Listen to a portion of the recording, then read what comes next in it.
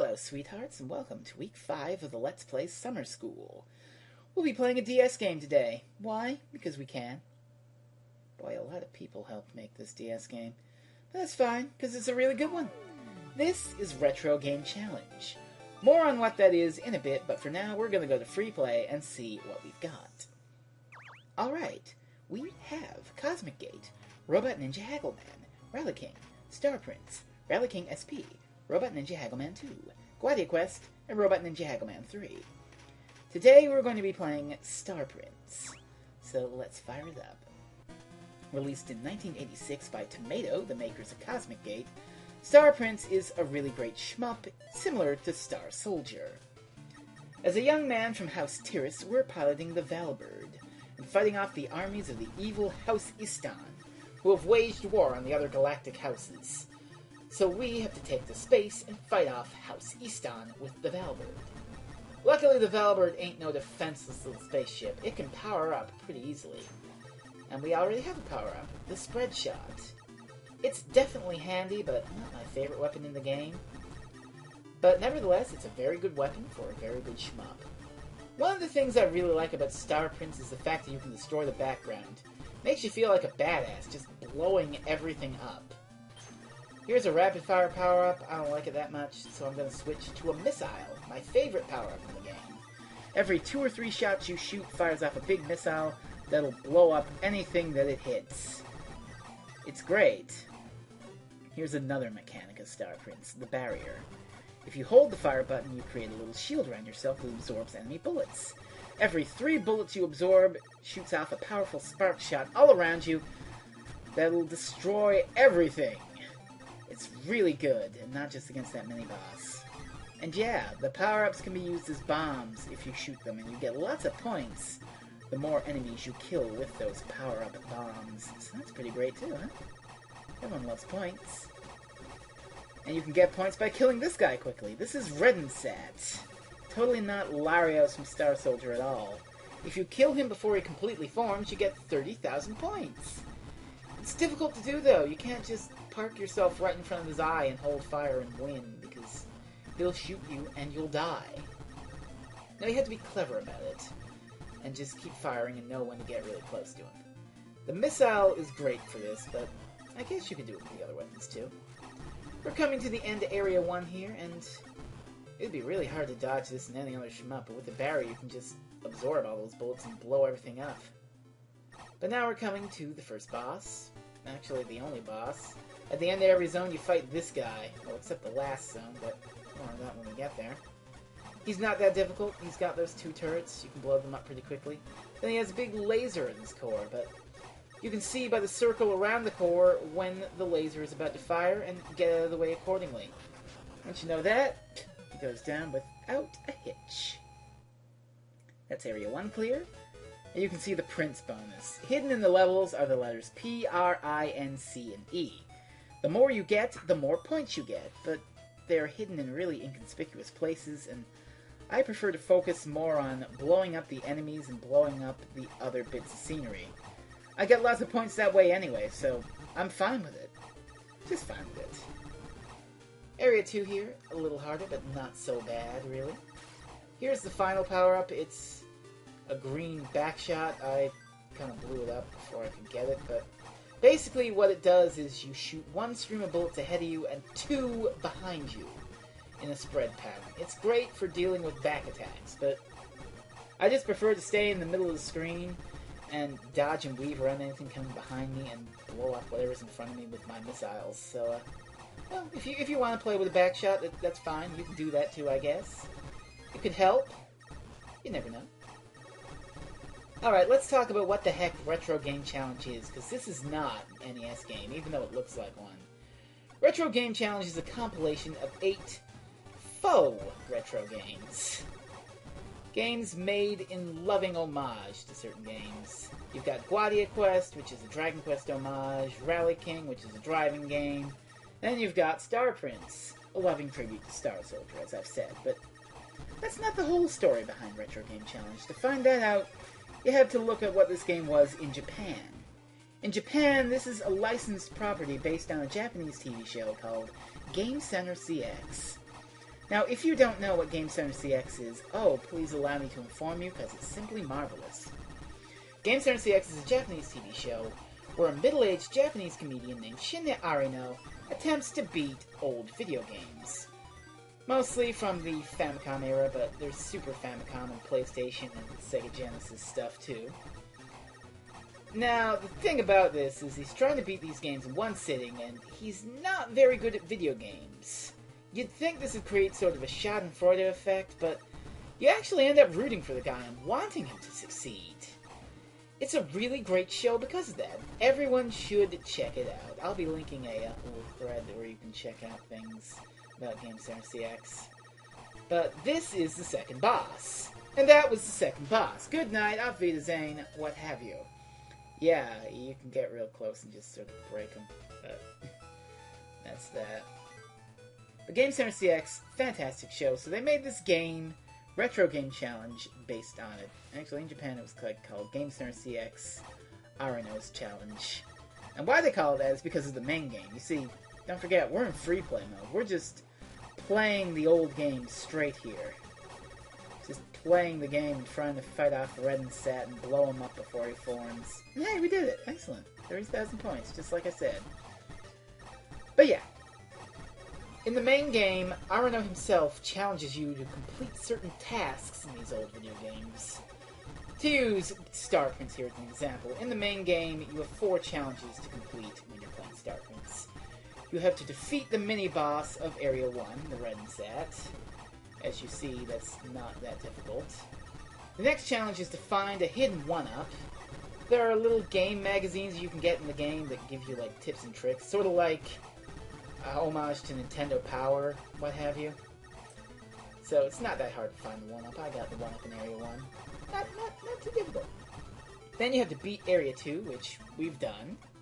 And the last challenge is to get 250,000 points, which, again, we've done. So we've pretty much cleared every challenge already in 7 minutes of play. That's not bad, I got to say.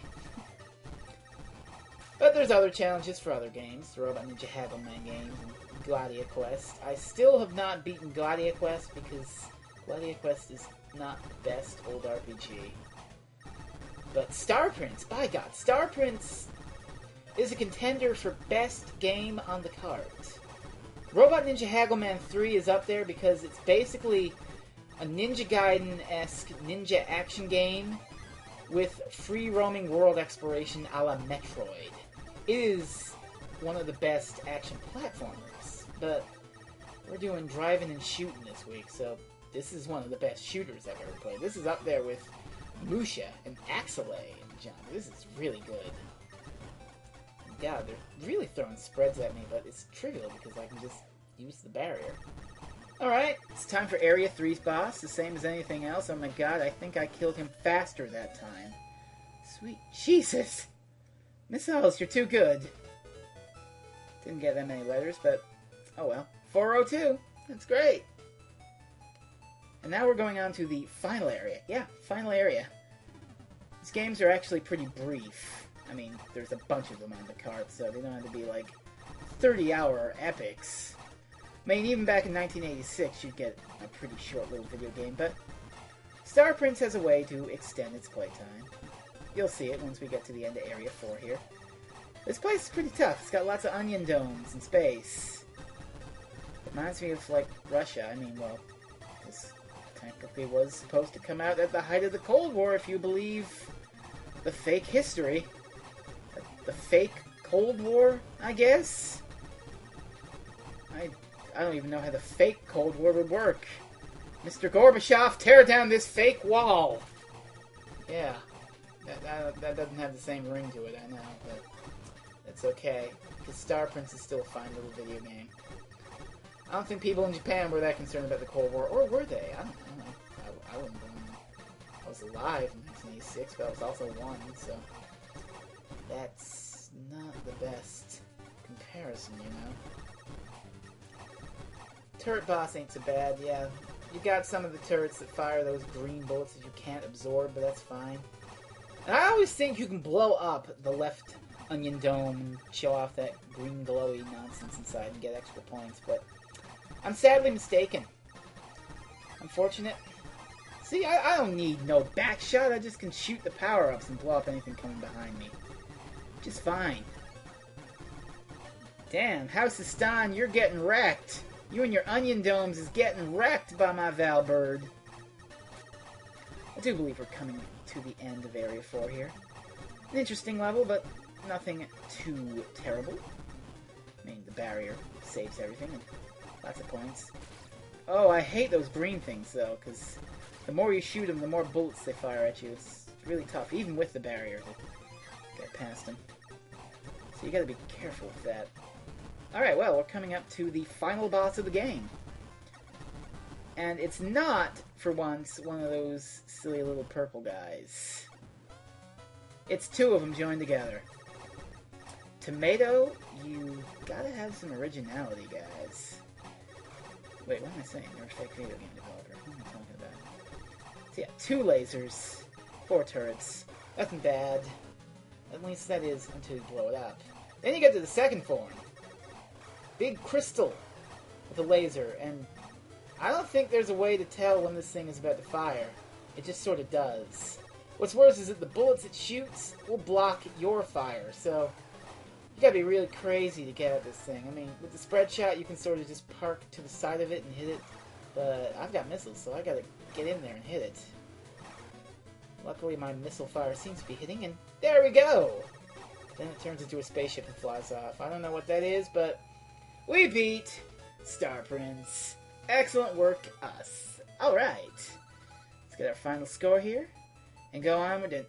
Oh, no! They ghost and goblins our asses! Now we have to beat the game all over again. This is not the only game on the card that does this. Robot Ninja Haggleman 1 and 2 do this too, I believe. Had to beat the game twice to do it. Well, at least Star Prince has the decency to make this more of a second quest than a straight Ghosts and Goblins do the game twice. Because we don't have the space to program airflow levels in. I mean, it is sort of accurate to the day, but I don't know. When I think beat the game twice, I don't think a shmup. I mean, certainly shmups had like a loop 2 that you could do just for extra points, but once you beat the game, that was pretty much it. There wasn't really any true ending nonsense. But that's fine. It's fine. I can play more Star Prince, even though they made it a hell of a lot harder, because you've got all these things shooting at you. I like the challenge. I'm fine with that. Just fine with it, thank you. Now we're at the turret mini-boss again, and they actually added the turrets that shoot the green things that you can't block with your barrier, so just gotta be a little more cautious, but otherwise you can beat it pretty easily. I mean, we were just here like 10 minutes ago. It's the same thing. It's not that bad. There are a couple more things shooting at me, but I've got a barrier. I'm fine. I'm just fine. Oh. Hi there, Renset. Good God, he's got a big spread this time. But another technical bonus for me. Kind of getting good at killing Renset. I probably couldn't kill Larios and Star Soldier, though, but Renset, just fine. As a side note, Arano actually did, I believe, kill Larios and Star Soldier. That was one of his personal challenges early on in the show. So, he's pretty good. He's beaten some pretty hard games. Like, I won't spoil which ones he's beaten in case you want to go watch the show, but yeah, it's really good. Arano, really good. Okay, we're coming up to first boss again. So we're just gonna get the quick kill and move on to Area 2 and wrap shit up, I guess. Alright, let's go. Oh, that bastard! He shot early and blocked my shot. He survived for, like, 2 more seconds because of that. Dang! Second quest ain't messing around. I got all of 1 letter. Oh well.